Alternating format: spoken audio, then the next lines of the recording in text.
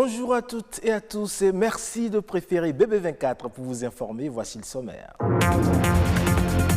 Aujourd'hui, 27 octobre, c'est la journée mondiale du patrimoine audiovisuel. Une date retenue par l'UNESCO pour montrer l'importance culturelle et historique des archives cinématographiques et télévisuelles.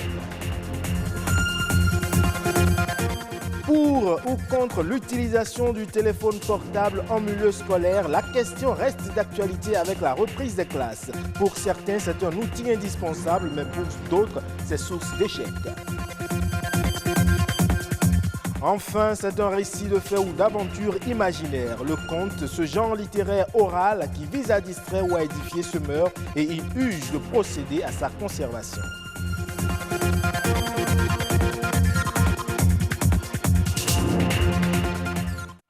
Bienvenue donc si vous nous rejoignez. Les archives audiovisuelles racontent les histoires de la vie et des cultures des peuples du monde. Elles représentent un patrimoine inestimable qui est une affirmation de la mémoire collective. Préserver l'image et le son des événements passés devient donc capital pour les générations futures. C'est d'ailleurs dans ce cadre que le thème retenu cette année pour la célébration de la journée mondiale du patrimoine nous replonge dans le passé en son et en images. René Arrossi et Gloria Oni pour plus de précisions.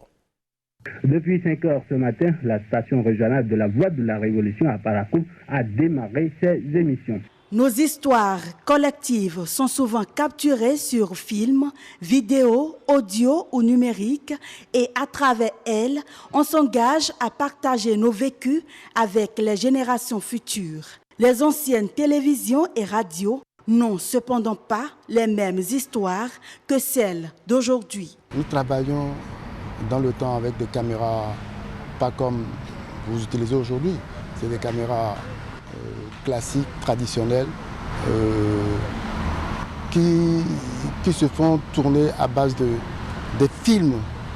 Pratiquement, on disait plutôt, nous travaillons avec les 16 mm. De l'Umatic, on est passé au format Betacam. Betacam, on a continué le travail. De Betacam, on est passé au DVCam. Hier encore, dans les années 70, nous prenions le son analogique. Aujourd'hui, c'est le son complètement numérique, que ce soit en radiodiffusion, en télévision, comme dans le multimédia. Le son est presque entièrement numérisé. L'ensemble du patrimoine audiovisuel est menacé, mais la question de la conservation sur support numérique est cruciale. C'est une autre paire de manches parce que nous sommes passés d'une étape à une autre. De 16 mm, dites-vous, c'était rien que des films qu'on essayait de conserver. Je savais qu'il y avait un magasin dans lequel on conservait ces films. En réalité, ces bobines tournées, enregistrées, ne devraient pas être pratiquement dans la chaleur du tout. Le numérique passe donc par une conservation optimale des archives puisque les anciennes méthodes accélèrent leur altération. Le numérique favorise alors un stockage et une protection de longue durée. Que la conservation du son analogique qui donc a été pris sur un support magnétique, sur une bande magnétique, est plus difficilement conservable. Moi, je le sentais parce que les images que j'ai faites il y a 30 ans, je ne suis pas sûr de les retrouver quelque part. Malgré les problèmes techniques, politiques, sociaux et financiers qui menacent cette sauvegarde, il est indispensable de faire parler aujourd'hui et demain les événements d'hier. On parle à présent de ce sujet qui défraie encore la chronique en milieu scolaire. L'utilisation du téléphone portable dont la présence dans les établissements d'enseignement inquiète plus d'une personne. S'il est vrai que c'est un outil de communication, parfois même de recherche pour les apprenants, son utilisation a pris une telle ampleur aujourd'hui qu'elle ne peut pas être sans conséquence sur les rendements scolaires. Téléphone portable dans les établissements scolaires autorisés ou interdits, c'est un sujet de Samson Thiaumont et Arnaud Taboué. L'utilisation du téléphone portable en milieu scolaire prend de plus en plus d'ampleur. des téléphones simples aux smartphones, le portable s'invite dans les salles de classe. Pourtant, son usage n'est pas souvent approuvé. L'utilisation du téléphone portable est une chose à proscrire dans le milieu scolaire. L'utilisation que les enfants en font aujourd'hui, ce n'est pas dans le sens de l'enseignement. Si c'est pour avoir les informations, par exemple sur l'Internet, et que c'est dit que c'est comme ça, ça va être, puisque les professeurs les envoient vers les recherches. Ils ont besoin d'utiliser ça, mais pas à l'école. Pas à l'école parce que ça risque de biaiser ce que nous avons instauré comme règle. Avec les révolutions technologiques et l'avènement des réseaux sociaux, le téléphone portable modifie les habitudes des apprenants. Son usage est chronophage. Aujourd'hui, avec l'avènement des réseaux sociaux, des outils comme Viber, Twitter, YouTube, Facebook, quand les enfants sont sur ces réseaux sociaux, ils ne savent pas s'arrêter. Lorsque les apprenants ont des téléphones et ils viennent en classe avec, l'apprenant se trouve beaucoup plus attiré, attaché à son téléphone qu'à ses cahiers. En classe, comme dans la cour des écoles et établissements, le téléphone portable ne quitte pas les apprenants. Le port et l'utilisation du cellulaire en milieu scolaire ne sont pas sans inconvénients. L'enfant qui utilise le téléphone portable n'a pas le temps d'écouter ce que le professeur lui dit. Les élèves ont accès à des informations, des données qui ne sont pas pour leur âge. Et ils passent tout leur temps à s'investir, à se verser dans cette pratique-là. Et le temps de l'apprentissage est écourté. La conséquence directe, c'est l'échec tout simplement. L'échec du point de vue scolaire, l'échec du point de vue social. Parce qu'en fait, ce n'est pas seulement la réussite à un examen qui fait d'un homme ce qu'il doit être. Le téléphone portable est un moyen de communication et de recherche. S'en servir, c'est bien. Le faire hors du cadre scolaire, c'est encore mieux. On parle à présent de ce récit d'aventure ou d'histoire imaginaire. Le conte qui peut distraire ou édifier sur un sujet d'ordre social ou politique. Malheureusement, c'est une forme d'expression orale qui se meurt et qu'il urge aujourd'hui de conserver. Eric Hector Rouquet, comédien, nous dit comment faut-il s'y prendre avec Samson Thiaumont et Estelle Pazou. Le conte, en fait, c'est l'art de raconter. C'est ça qu'il faut retenir, hein.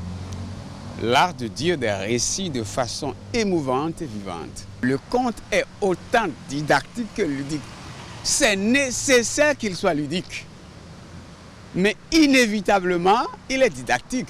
Maintenant, la leçon peut ne pas être perceptible tout de suite. Mais à force de s'y mirer, on finit par comprendre quelle est la leçon que recèle ce conte. Le conte se conserve par le livre. On va en collecte, on transcrit, on traduit. On transcrit, on traduit. Parce que transcrire, c'est coucher sur le papier. Mais il y a des expressions dont il est difficile d'avoir l'équivalent comme ça. Et donc, on fait l'effort de les rendre en langue. Donc, on traduit.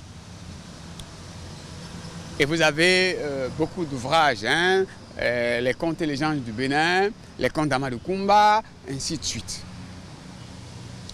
Mais aujourd'hui, il y a l'audiovisuel, il y a le numérique. Donc on peut conserver ou faire conserver les contes par le numérique. Les clés USB, le CD. Imaginez que nous investissions ces réseaux-là et que sur vos Android, c'est des histoires de contes qui vous accueillent comme page d'accueil. C'est de ça qu'il s'agit. Nous devons, nous qui avons une culture si forte à faire valoriser dans le monde, nous approprier le numérique. Devenir propriétaire du numérique pour y diffuser et abondamment notre part de culture. Et cette part de culture, le conte est l'un des instruments qui permettent de mieux la servir. Hors de nos frontières à présent et en nouvelle brève, la Mauritanie a reçu du Fonds arabe pour le développement économique et social un prêt de 100 milliards de francs CFA pour le financement de 4 tronçons de route d'une longueur totale de 368 km desservant des zones frontalières avec le Mali. L'accord vise donc à rendre disponibles les ressources financières permettant d'étendre et de développer le réseau routier national afin notamment de fixer les populations installées dans les zones frontières dans leur terroir et d'améliorer leurs conditions économiques. La finalité étant de renforcer les performances du système de transport à l'intérieur du pays et la complémentarité dans ce domaine avec le voisin malien. Pour résoudre le problème de sécurité alimentaire au Sénégal, l'Organisation des Nations Unies pour l'alimentation et l'agriculture FAO a lancé le projet Services agricoles et inclusion digitale en Afrique. Il est destiné à accompagner les structures étatiques afin de transmettre des informations aux paysans et en même temps recevoir leurs besoins dans le cadre d'activités agricoles. Le point avec nos confrères de la radio-télévision sénégalaise. Introduire les nouvelles technologies de l'information dans l'agriculture, une initiative de l'Organisation des Nations Unies pour l'alimentation et l'agriculture, la FAO lance le projet SAIDA, Services agricoles et inclusion digitale en Afrique, pour moderniser, intensifier et réduire les insuffisances de l'agriculture. C'est un moyen d'équilibrer les connaissances. Donc, ils ont accès à des scientifiques de haut niveau qui peuvent leur donner les informations en temps réel sur les décisions qu'ils doivent prendre dans leur champ. Pour faciliter les échanges entre producteurs et commerçants, le projet SAIDA s'articule autour de 4 applications mobiles. Parmi elles, Soignez et nourrissez votre bétail, e-NutriFood et Agri-Marketplace, les prix des intrants et sont connectés directement aux commerçants. Et ils ont aussi l'application météo et calendrier culturel qui leur indique quand il faut semer pour ne pas perdre cette première semence. La FAO accompagne les États pour la mise en œuvre du projet. Au Sénégal, 2 zones tests sont identifiées par l'ANCAR pour améliorer la productivité des systèmes de production sur l'étendue du territoire. Mais dans un premier temps, on va piloter la phase test pour aller également vers l'extension. La phase test concerne la direction zone des Niayes et la direction bassin arachidier sud.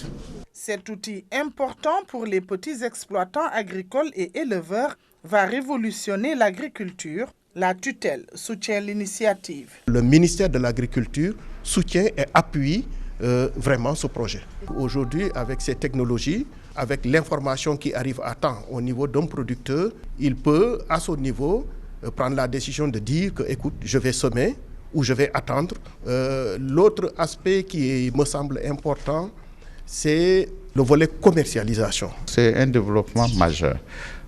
Et l'importance vraiment de cette technologie a été est reconnue dans le monde entier. Et la FAO voudrait vraiment aider la sous-région, pour commencer, à vraiment accélérer le processus de vulgarisation, à l'instar de ce qui se passe dans d'autres pays déjà au niveau de l'Afrique de l'Ouest. Après 3 jours de formation, experts, vulgarisateurs, spécialistes de la matière du Sénégal et des autres pays de la sous-région seront outillés pour promouvoir l'agriculture intelligente. C'est tout pour cette édition. Merci pour votre aimable attention. Le programme se poursuit sur BB24.